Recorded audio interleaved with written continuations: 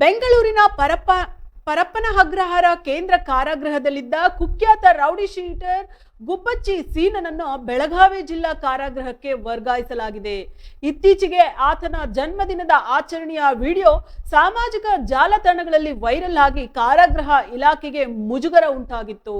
ಈ ಹಿನ್ನೆಲೆಯಲ್ಲಿ ಎಡಿಜಿಪಿ ದಯಾನಂದ್ ಅವರ ಆದೇಶದ ಮೇರೆಗೆ ಈ ಶಿಸ್ತು ಕ್ರಮ ಕೈಗೊಳ್ಳಲಾಗಿದೆ. ಗುಬ್ಬಚ್ಚಿ ಸೀನನ ಹುಟ್ಟುಹಬ್ಬದಂದು ಜೈಲಿನೊಳಗೆ ಕೇಕ್ ಕತ್ತರಿಸಲಾಗಿತ್ತು.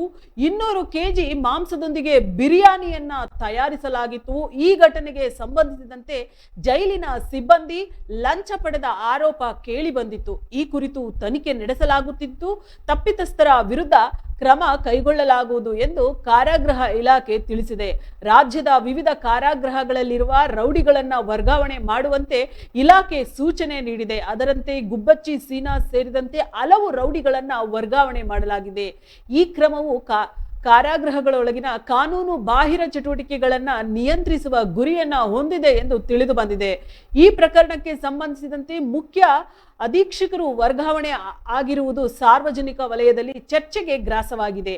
ಈ ಕುರಿತು ಪ್ರತಿಕ್ರಿಯಿಸಿದ ಹಿರಿಯ ಪೊಲೀಸ್ ಅಧಿಕಾರಿಗಳು, ತನಿಖೆ ಪ್ರಗತಿಯಲ್ಲಿರುವುದರಿಂದ ಎಲ್ಲರನ್ನ ವಿಚಾರಣೆಗೆ ಒಳಪಡಿಸಲಾಗುವುದು ಮತ್ತು ತಪ್ಪಿತಸ್ಥರೆಂದು ಕಂಡುಬಂದಲ್ಲಿ ಖಂಡಿತವಾಗಿಯೂ ಕ್ರಮ ಕೈಗೊಳ್ಳಲಾಗುವುದು ಎಂದು ತಿಳಿಸಿದ್ದಾರೆ.